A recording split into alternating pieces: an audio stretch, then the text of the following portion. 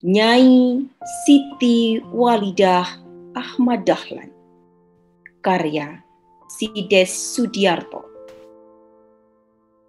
Engkau wanita pembimbing rakyat, penyebar agama yang berdakwah giat, selalu bersemangat mendalami syariat. Dikau perintis pembaharu Islam agar bersih dari berbagai gangguan. Kau penegak iman insan. Dikau pahlawan penganjur persatuan, pendorong jalannya kemajuan. Ikut berjuang untuk kemerdekaan. Haji Siti Walidah. Tiada pernah kau berhenti beribadah, pejuang bangsa dikala susah.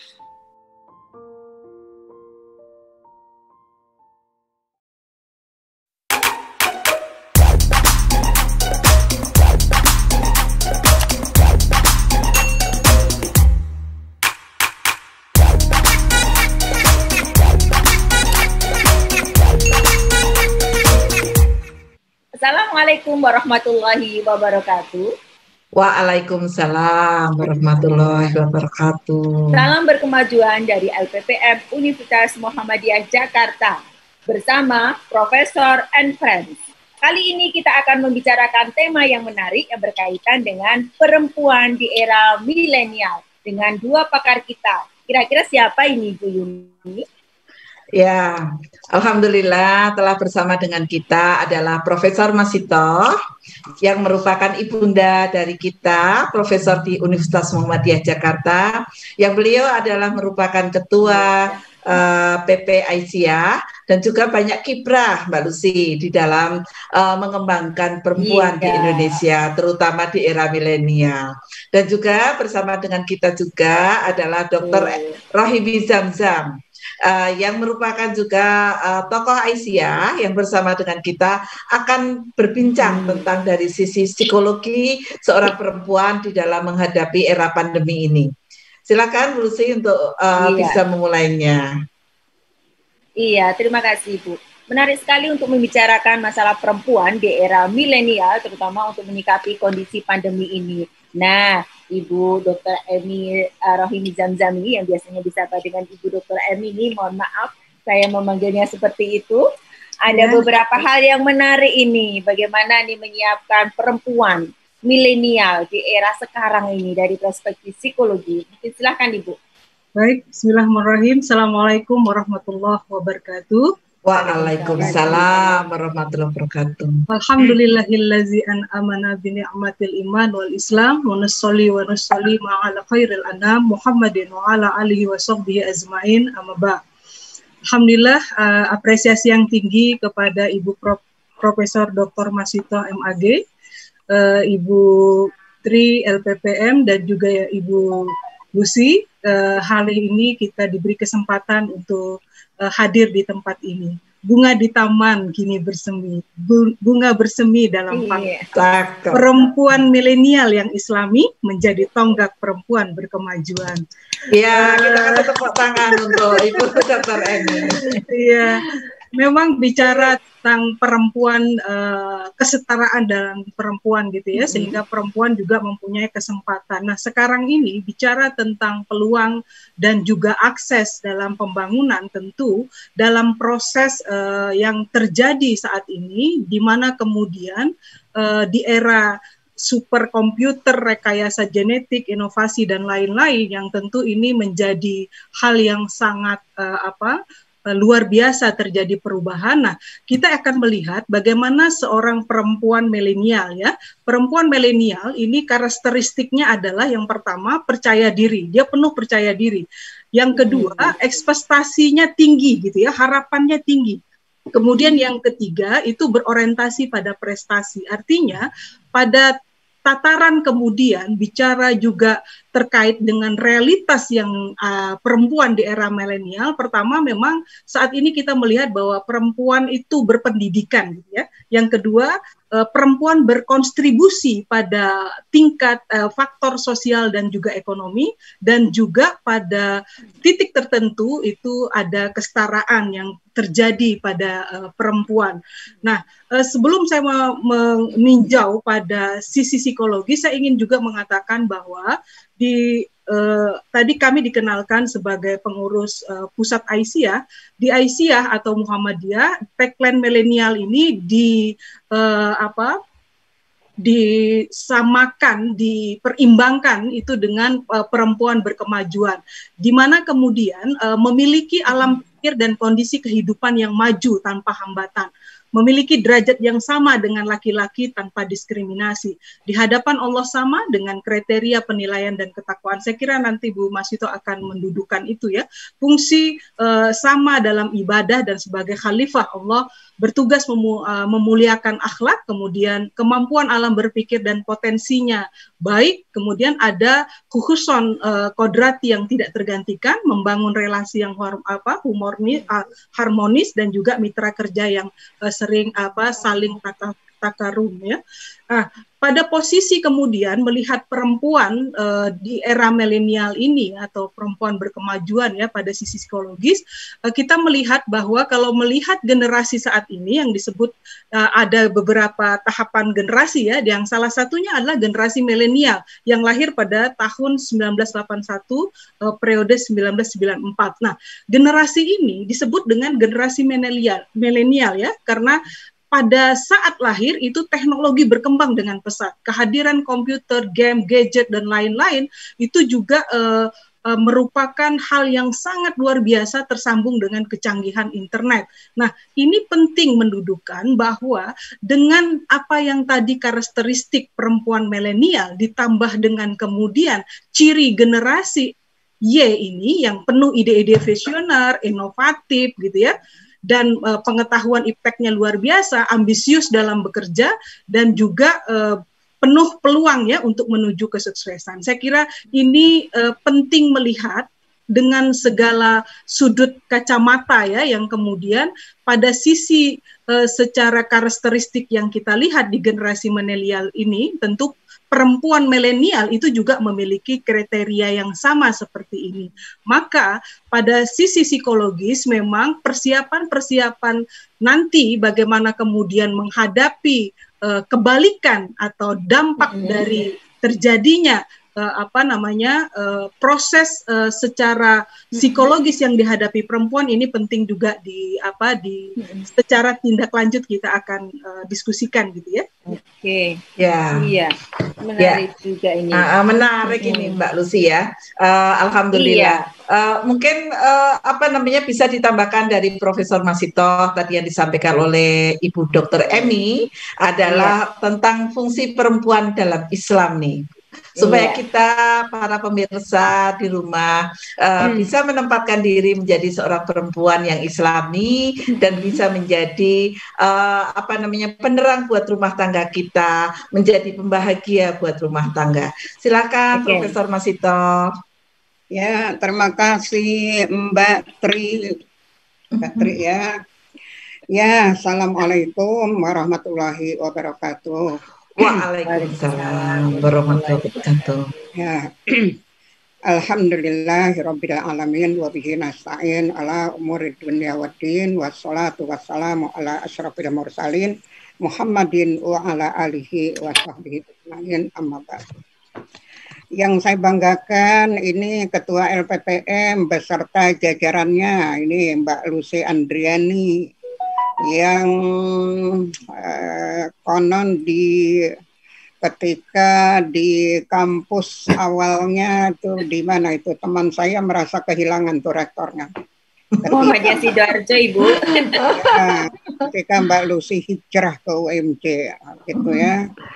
Ternyata alhamdulillah di UMJ bersama dengan Ketua LPPM saling bahu-membahu itu untuk berinovasi gitu. Saya kira kegiatan ini cukup bagus yang memang baru saat ini. Karena mungkin di samping karena era pandemi ini yang kita terus berpikir kreatif untuk berbuat apalagi yang kira-kira banyak kebermanfaatannya untuk semua, terutama tentu untuk sivitas akademika, MJ gitu, dan masyarakat. Nah, ibu-ibu sekalian dan para pemirsa yang mungkin sempat bergabung di sini, tadi saya kira Mbak Emi sudah membuka tentang bagaimana perempuan di era milenial atau bagaimana pandangan kita terhadap perempuan milenial atau bahkan bagaimana kita melihat para perempuan di era setelah milenial. Tadi sudah disebutkan era milenial itu adalah mereka yang lahir pada tahun-tahun 1980 ya Mbak Emi ya. 1980 sampai 1994. Nah, ada setelah itu namanya generasi Z. Nah, generasi Z itu mereka yang sekarang ini kira-kira berusia 17 tahun atau mereka yang usianya 17 tahun yang luar biasa bagaimana cara mereka ini memandang kehidupan ini, bagaimana mereka mengakses dunia kerja, bagaimana mereka belajar, bagaimana mereka membaca. Era Z ini lebih dahsyat lagi. Maksudnya ketika anak-anak di era Z ini yang betul-betul anak-anak yang punya visi ke depan gitu, yang punya visi jauh ke depan, mereka membaca saja mungkin tidak seperti kita atau bahkan yang era milenial membaca misalnya dari pendahuluan dulu, tapi mereka biasanya loncat langsung bacanya gitu. Melihat daftar isi cukup langsung loncat kemana yang dituju saja. Nah itu kita kita memang ketika dosen mengajarkan kepada kita bagaimana cara membaca yang efektif. Nah, kita kan sudah menyampaikan juga seperti itu. Bagaimana cara membaca yang efektif? Karena kita membaca satu buku sampai selesai, entah sampai kapan. Tetapi bagaimana cara membaca yang efektif? Yang itu langsung kita peroleh substansi yang banyak kebermanfaatannya. Nah, ibu-ibu sekalian, ini pesertanya ibu-ibu saja atau bisa jadi bermacam-macam. Semuanya. Ya, saya mungkin sekedar bercerita dari pengalaman saja ya. Bagaimana perempuan melihat, bagaimana kita melihat perempuan milenial. Kalau kita lihat dari sisi usia lahir 80, berarti sekarang ya berusia sekitar 20-an tahun gitu ya. 1980,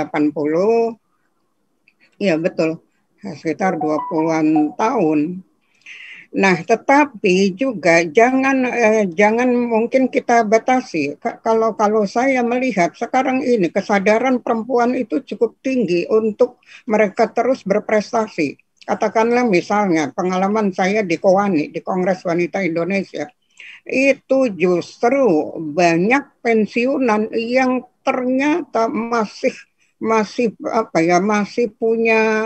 punya semangat yang tinggi, pemikirannya masih bagus, skillnya juga tidak kalah dengan yang muda-muda. Ini artinya mereka bisa bersaing dengan yang milenial, bisa juga bersaing dengan generasi Z misalnya. Ada apa itu? Nah, kalau kita bicara perempuan, memang tidak ada habis-habisnya. Perempuan itu adalah makhluk yang unik, katakanlah begitu. Itu makhluk yang spesial. Ya, spesial. Tidak ada habis-habisnya. Dari sisi apa kita memandangnya? Nah, kita melihat perempuan, di situ pasti ada kelebihannya. Nah, oleh karena itulah maka ketika kita bicara kemampuan perempuan, apakah juga era milenial itu perempuan itu akan mampu berbuat sesuatu kalau mereka diberi kesempatan. Tapi sayangnya kadangkala kesempatan itu tidak dibuka kerannya lebar-lebar untuk perempuan gitu. Kalau diberi kesempatan, perempuan itu mampu dalam mengerjakan apa saja. Tapi betul kata Mbak Emi tadi, ada percaya diri, ada tentu belajar. Perempuan adalah makhluk yang tekun untuk belajar. Kenapa? Karena menyadari di dalam ajaran agama juga kan kita diberi kesempatan seluas-luasnya untuk berprestasi. Man amila solihan min dzakarin aw unsa wa huwa mu'minun falanuhyiyannahu hayatan thayyibah. Kan begitu. Man amila solihan, barang siapa yang berbuat baik min dzakarin aw unsa, baik dia laki-laki maupun perempuan, falanuhyiyannahu hayatan thayyibah, maka mereka akan diberi kehidupan yang baik, walanajziyannahum bi ahsani ma kanu ya'malun, dan mereka akan diberi balasan sesuai dengan apa yang mereka kerjakan. Artinya apa? Islam memberikan kesempatan kepada perempuan untuk berbuat sebagaimana laki-laki.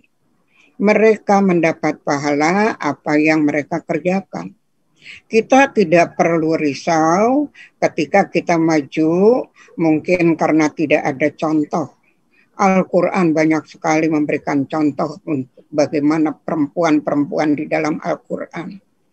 Bagaimana misalnya Ratu Bilqis itu seorang wanita, seorang perempuan kuat yang menjadi ratu dan raja di sebuah kerajaan, di sebuah negara, yang kemudian ditorehkan di dalam Al-Quran, yang kemudian dia beriman beserta Sulaiman sang raja, beserta Sulaiman sang nabi.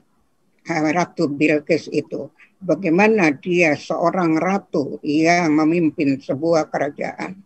Kemudian kita lihat juga bagaimana perempuan yang menghadapi tirani istrinya Fir'aun itu.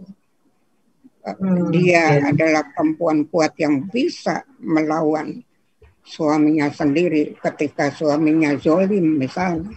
Jadi banyak contoh-contoh dalam Al-Quran, banyak juga misalnya dari kerajaan-kerajaan Islam. Di Indonesia banyak juga, misalnya kita pernah kenal satu nama misalnya Safiatuddin, itu ratu di Aceh, Sultanah Safiatuddin. Itu raja atau ratu Safiatuddin di Aceh, dia yang mimpin kerajaan Aceh. Nah, ini artinya sekali lagi perempuan bisa berbuat kalau dia diberi kesempatan. Apalagi mereka yang milenial. Saya hanya ingin menggariskan begitu. Apalagi yang di usia milenial. Apalagi yang di usia generasi Z. Itu luar biasa kalau mereka punya visi ke depan. Nah, itu ya. Apalagi ya ini? Apalagi ya? Ya, masih ada waktu. Apa namanya, sangat menarik sekali Profesor Masito. Tadi saya sangat terinspirasi dengan kata-kata bahwa perempuan ini bisa menjadi apa saja. Kemudian sedikit saya mungkin bertanya kepada Ibu Dr. Emi juga kepada Prof. Masito tentang bahwa perempuan menjadi pilar peradaban gemilang. Dalam Islam tentu saja ada istilah menjadi madrasah buat anak-anaknya. Barangkali ini perlu ditekankan lagi bagaimana kita para pemirsa semuanya di rumah untuk menjadi perempuan yang mempunyai tugas untuk menjadi pendidik buat putra-putrinya di rumah, dan juga kita menjadi pendidik, menjadi dosen yang baik buat kampus dan juga buat umat. Silakan Ibu Dr. Emi atau Ibu Masito. Mangga Mbak Emi. Ya, baik, terima kasih. Ini penting ya. Memang Umi Al-Madrasatun ini menjadi tagline ya, bahwa memang ini menjadi penting ya, menjadi catatan bahwa kita memang madrasah utama dan pertama ya, di mana pendidikan anak memang proses pembentukan model dan pembentukan karakter itu penting berawal dari rumah gitu ya, dan tentu rumahlah yang sekarang ini menjadi hal yang sangat fundamental ya dalam proses kemudian untuk menguatkan bagaimana karakter anak. Nah, dalam perspektif ini tentu Islam menguatkan tadi ya seperti yang Ibu sampaikan bahwa bagaimana kemudian perempuan-perempuan cerdas ya di zamannya ketika Ibunda Khadijah, Aisyah gitu ya, yang orang-orang perempuan-perempuan hebat dan cerdas ya, yang luar biasa menunjukkan model ya untuk kita menjadi uswah hasanah ya, karena memang dengan apa yang dilakukan mendidik di rumah ini juga menghasilkan generasi-generasi terutama yang mampu bertahan. Nah, ini penting ya, karena generasi yang saat ini adalah hasil pengasuhan, di mana pengasuhan yang kemudian dilakukan oleh ayah dan ibu, penting ini ya, tidak hanya sekedar ibu. Ibu adalah guru dan ayah adalah kepala sekolah. Manajemen itu dilakukan di dalam rumah agar mendapat anak-anak yang memang kita inginkan menjadi anak-anak generasi yang berkualitas. Nah, tentu proses ini tidak gampang ya, banyak tahapan yang dilalui. Nah, maka dalam proses pun saat ini di generasi yang memang saat ini yang kita alami, yang sekarang ada di generasi Y ini, tentu sampai generasi alpha ya, tadi Ibu bilang ada Z, ada alpha yang memang luar biasa proses teknologinya, tentu itu perlu dikuatkan dari rumah. Nah, bagaimana kemudian mendudukkan sekarang ini pandemi luar biasa berhikmah. Kita kembali back to nature ya, back to home, kembali ke rumah, kembali ke madrasah. Siapa? Ibu berperan, ayah berperan. Dua-duanya saling berkomunikasi. Yang kemarin itu di publik luar biasa, sekarang kembali ke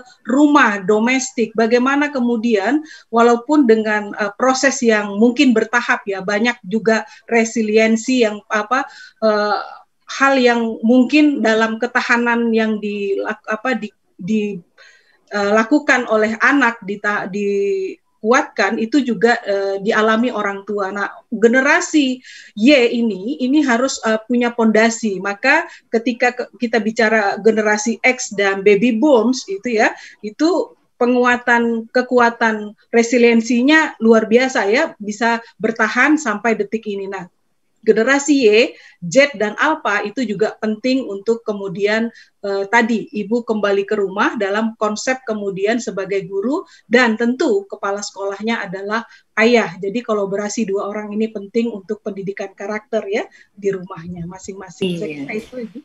Iya, menarik sekali ini untuk pandangan bagaimana perempuan dalam perspektif Islam. Mungkin bisa ditambahi, Prof. Masita? Ya, terima kasih. Perlu diingat bahwa posisi perempuan itu ya, jadi tidak hanya laki-laki saja. Perempuan itu juga adalah pemimpin. Pemimpin di ranah domestik dan pemimpin di ranah publik. Pemimpin di ranah domestik, dia memimpin keluarganya, memimpin anak-anaknya.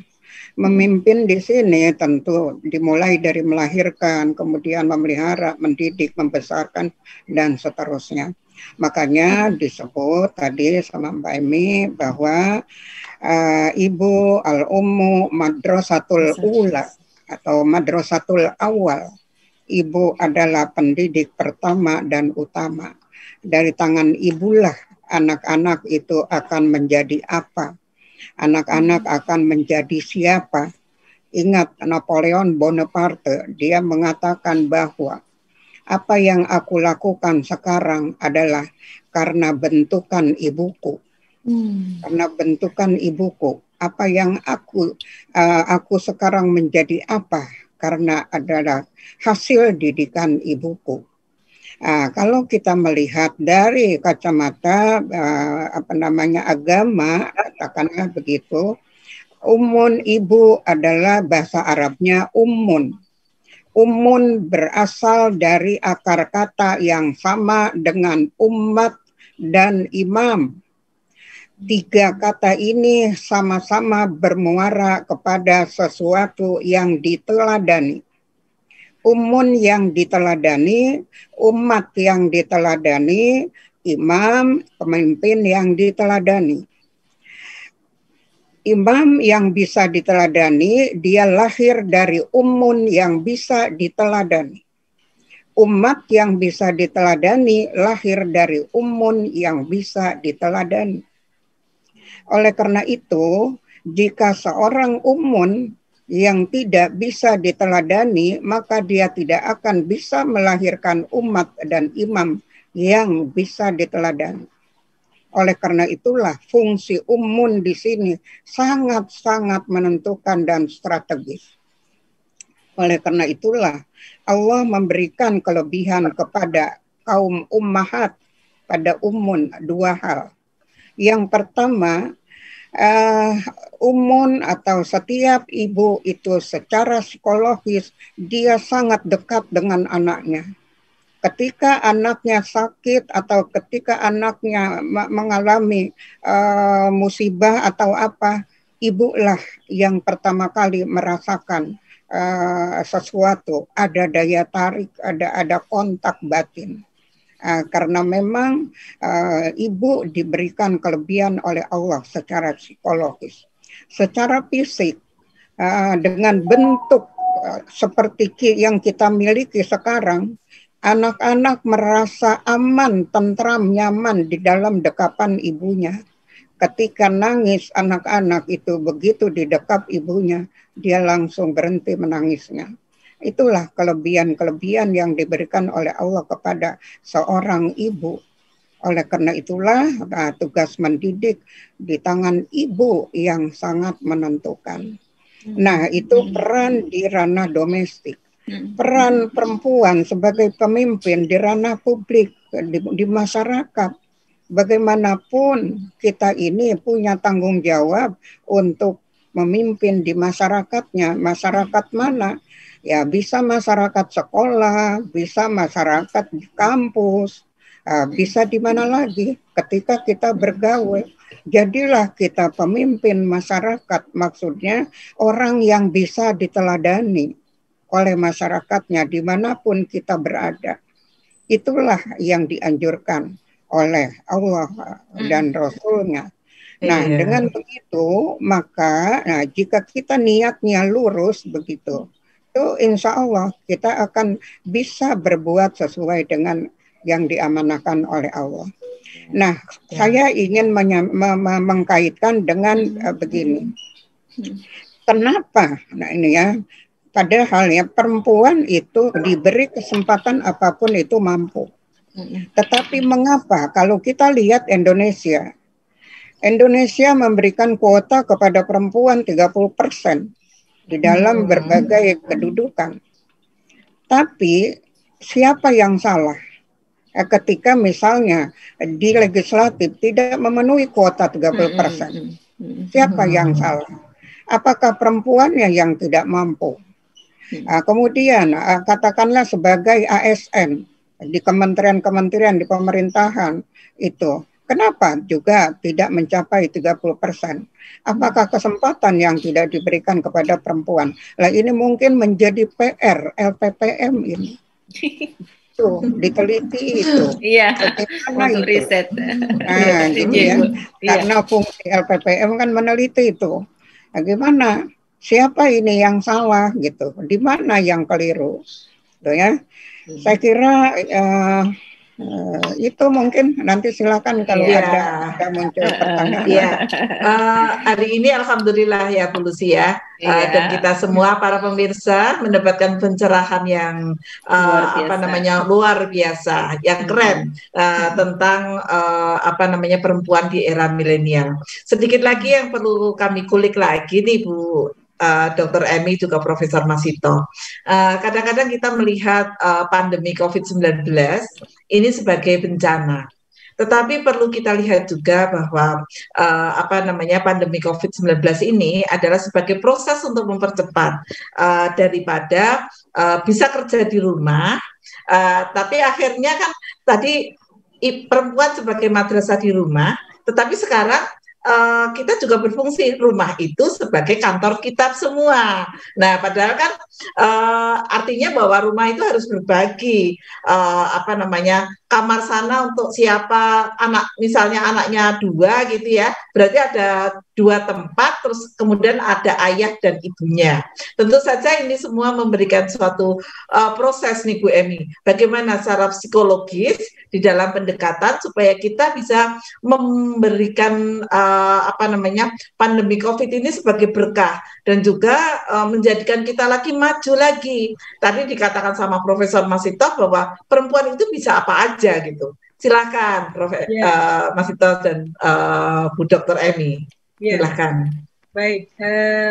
Ini pemirsa semua ya, pandangan kemudian kita melihat pada sudut ya, bahwa pandemi ini banyak orang yang kemudian memang memandang sebagian besar menjadi sesuatu yang menyedihkan gitu ya. Tapi pada sisi lain tadi dikatakan ada keberkahan gitu ya, yang kemudian berhikmah gitu ya, yang kemudian ini juga menjadi sebuah hal yang harusnya itu ditanggapi dengan menyenangkan gitu ya. Nah, prinsipnya kalau kita melihat ya sisi kemudian kalau dalam WHO itu ada dikatakan bahwa orang yang memiliki jiwa yang sehat itu antara lain adalah merasa sehat dan bahagia gitu ya. Sering kita bilang bahagiakan dong dirinya, nggak bisa, paksa-paksa juga nggak bisa, itu ya. Semua kan kembali ke pikiran gitu ya. Karena kemudian sakit yang dialami saat ini itu tidak sekedar sakit fisikal ya, tetap karena capek di rumah gitu ya, karena banyak hal yang dilakukan, nggak enak juga duduk-duduk saja gitu ya. Tetapi prinsipnya bahwa kemudian ketika kita tadi ya ciri-cirinya adalah merasa sehat dan bahagia, maka penting untuk mengontrol pikiran gitu ya. Artinya begini, ubahlah pikiran negatif yang tadi mengatakan bahwa pandemi ini nggak nyaman. Iya, yang ngerasain kan seluruh dunia ya, nggak pakai akhirat tapi dunia saja. Artinya semua sedunia mengalami hal ini. Kita termasuk bagian sedikit orang yang ada di dalamnya. Maka ketika kemudian kita merubah pikiran negatif menjadi pikiran rasional gitu ya, artinya apa? Berpikir orang juga banyak mengalami ini dan orang juga nggak sedih tuh. Nah, bagaimana kemudian perlu dikuatkan lagi? Saya bisa kok menghadapinya gitu ya, dan saya mampu bertahan. Karena proses-proses seperti ini juga penting diri kita dulu yang di-clearkan. Baru kemudian kita bisa mensinergikan, mentransfer ya energi positif itu ke suami, ke anak-anak, orang sekitar kita yang ada di tempat kita dan lain-lain gitu ya. Termasuk di ruang Zoom ini juga penting gitu ya, mentransferkan hal-hal yang positif gitu, energinya. Supaya apa tadi? Dengan sehat, insya Allah gitu ya, apapun kondisinya, dan kita merasa bahwa dimanapun kita berada, di ruang apapun kita ini, itu adalah bahagia. Nah tentu nggak gampang proses membahagiakan diri, tapi prinsipnya adalah bagaimana memanajemen ya situasi atau stres yang kita hadapi itu dalam menjalankan kondisi ini, terutama nggak gampang berhadapan dengan anak-anak ya, beda dengan orang tua yang kemudian coping mekanismenya agak bagus ketimbang kemudian anak-anak yang memang perlu kita dukung secara psikologis gitu ya, juga meningkatkan komunikasi. Dan juga saya kira secara fisikal ya itu penting, tidur yang cukup, konsumsi menu yang bervariatif gitu ya, juga berolahraga. Nah itu juga menjadi cara untuk kemudian kita bisa mengadaptasikan ya. Sebenarnya kembali kepada situasi awal ya, yang harusnya memang kita di rumah dan semua aktivitas yang kita lakukan, saya kira berbahagialah kita mampu melakukan itu di rumah. Betul. Di sudut-sudut kamar kita. Iya ini. Semoga kita bisa melewati pandemi ini dengan baik ya, Prof, dan juga kita di dosen juga bisa melakukan pembelajaran online dengan maksimal dan lain-lain. Hal itu perlu kita perkuat juga ya, efek psikologis kita, menguatkan kita sebagai baik ibu ataupun sebagai dosen gitu ya. Silakan Bu Lucy.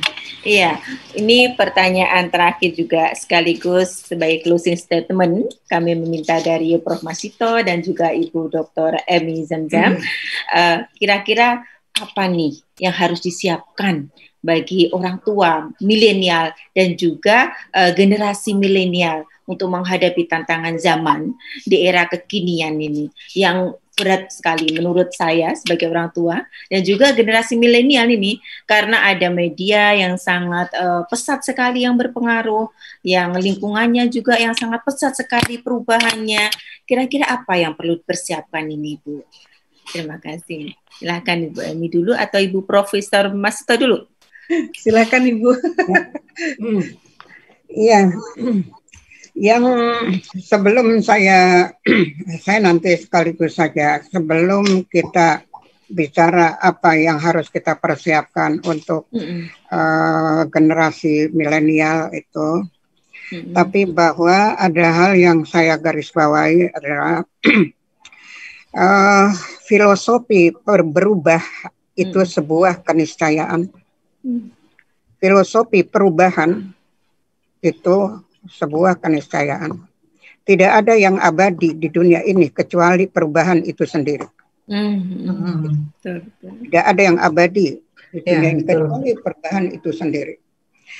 Oleh karena itulah di dalam ajaran agama kita ada istilah harokatut taghyir, bergerak untuk berubah.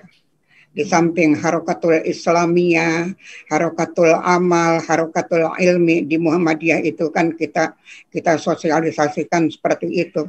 Harokatul ilmi, gerakan ilmu, harokatul amal, gerakan beramal, harokatul islamiyah, gerakan Islam. Tapi jangan lupa juga ada harokatul taghyir, selalu berubah dan berubah. Mengapa? Karena dengan di era pandemi ini sesungguhnya Allah sedang mengajarkan kepada kita agar kita merubah gaya hidup kita, hidup sehat. Kalau tidak ada pandemi, nggak ada kita gaya hidup sehat itu. Gaya hidup sehat itu. Kita harus merubah juga bagaimana kita punya visi ke depan dengan teknologi. Nah, itu artinya menuju kepada perubahan. Itu jelas positif begitu.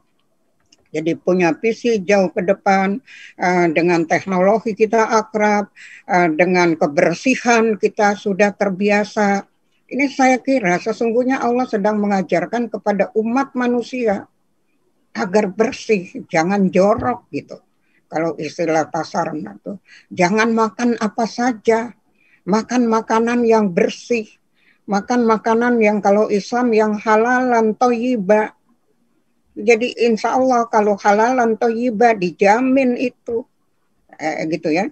Jadi sesungguhnya Allah sedang mengajarkan kepada kita agar kita ya memang harus berubah kepada yang lebih baik. Jadi begitu.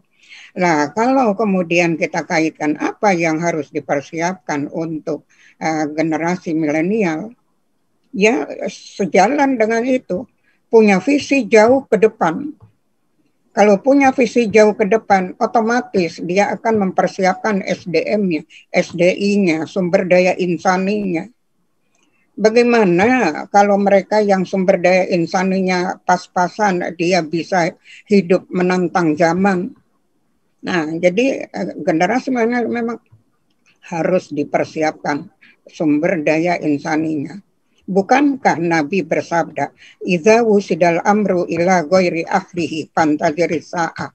Apabila engkau mau menyerahkan suatu perkara kepada yang bukan ahlinya karena dia tidak ahli, menyerahkan kepemimpinan misalnya kepada seorang dekan, tapi dia tidak ahli dalam memimpin, tidak punya skill, leadershipnya jelek, bagaimana akan maju gitu. Maka idza wusidal amru ila ghairi ahlihi, apabila engkau serahkan satu perkara kepada yang bukan ahlinya, fantazir saat, tunggulah kehancuran. Itu ajaran Rasul. Jadi artinya bagaimana generasi milenial ke depan, yaitu persiapkan sumber daya insaninya, perkuat imannya, kan gitu, akidahnya, akidah sejalan dengan skill. Makanya kan di teori pendidikan itu kognitifnya, afektifnya, psikomotoriknya, kan gitu. Harus cerdas, intelektual quotient, emosional quotient, spiritual quotient itu sejalan. Maka di dalam bahasa tasawuf kalau 3 itu maka dia akan disebut sebagai insan kamil. Kalau dia miliki 3 itu, IQ-nya, SQ-nya, EQ-nya cerdas, maka dia akan disebut sebagai insan kamil, manusia sempurna. Jadi kalau pertanyaan apa yang harus disiapkan? SDM, intelektual, dan keimanan. Punya jauh ke depan. Saya akan tutup misalnya ini mungkin saya cukup setelah ini, saya akan tutup dengan apa yang disampaikan oleh Buya Syafi'i Ma'arif. Buya Syafi'i Ma'arif katakanlah sebagai bapak bangsa. Beliau pernah mengatakan, saya akan bahagia jika saya melihat mereka yang keluaran dari perguruan tinggi Muhammadiyah adalah orang-orang yang tatapan matanya tajam jauh ke depan, sebagaikan tatapan mata burung elang Raja Wali, elang Raja Wali. Tatapan matanya jauh ke depan, tajam, punya cita-cita, punya masa depan, punya harapan. Nah itu kata Buya Syafi'i. Tetapi saya akan menangis apabila saya melihat keluaran-keluaran dari perguruan tinggi Muhammadiyah, mereka yang punya tatapannya sayu, bagaikan tatapan mata kelelawar, sayu, kelabu, redup, ragu-ragu, tidak punya masa depan. Saya akan menangis jika seperti itu. Nah, inilah barangkali kita persiapkan SDM kita yang punya tatapan bagaikan tatapan mata Raja Wali, burung Raja Wali, tajam, jauh menatap ke depan, penuh harapan, penuh cita-cita. Saya kira itu mudah-mudahan sudah memadai dan mudah-mudahan ada manfaatnya. Terima kasih. Assalamualaikum warahmatullahi wabarakatuh. Waalaikumsalam warahmatullahi wabarakatuh. Bu Dr. Emi, closing statement-nya. Baik, terima kasih. Tadi Ibu sudah menegaskan ya. Saya melihat 3 hal ya. Yang pertama, hambatan. Kalau kita melihat ya perempuan milenial di tengah industri yang saat ini era globalisasi, maka kemudian kita melihat bahwa memang kita perlu meningkatkan ya literasi digital yang saat ini rendah ya. Ya ini karena kita perempuan milenial, maka karena semua adalah literasi digital itu penting untuk kita kuatkan, untuk kita lebih pada sisi mempelajari, menguatkan pengetahuan gitu ya terkait dengan itu. Nah, peluangnya kemudian dengan adanya teknologi informasi dan ini menjadi penting bagi kita perempuan untuk meningkatkan pemahaman terkait dengan banyak hal ya, isu gender, global, teknologi informasi dan juga tentu ini menjadi sesuatu yang penting sekali untuk perempuan kuasai dalam proses penguasaan teknologi informasi. Nah, tantangannya bahwa kemudian dalam mengoptimalkan perannya, maka perlu mengubah sikap permisif masyarakat dan juga praktek budaya yang mungkin membatasi kemajuan perempuan. Saya kira ada banyak ya yang kemudian dengan melek teknologi ini menjadi catatan penting untuk kita punya peluang gitu ya untuk juga menguatkan diri kita. Nah, terakhir bagaimana kesiapannya? Ini tentu tadi menghadapi tantangan hidup tidak gampang, perlu sikap positif terhadap diri kita sendiri dan orang lain. Dengan jiwa yang sehat dan bahagia, tentu ini menjadi catatan terpenting. Kiai Ahmad Dahlan menegaskan kepada kita, beliau mengatakan, urusan dapur janganlah menjadi halangan untuk menjalankan tugas dalam menghadapi masyarakat. Saya kira ini menguatkan kita bersama ya, bahwa perimbangan antara domestik dan juga